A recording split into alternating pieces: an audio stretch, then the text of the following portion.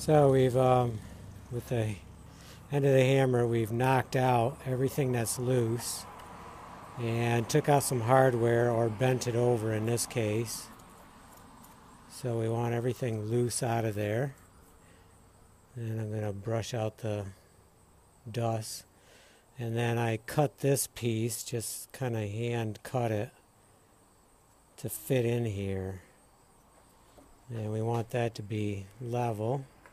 So I'm first going to put a bunch of caulking in here and then nail it in with some ridged nails, exterior siding nails.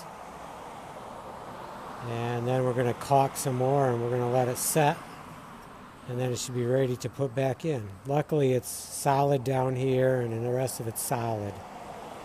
So we should be in good shape. And the other end's in good shape, so no problem there.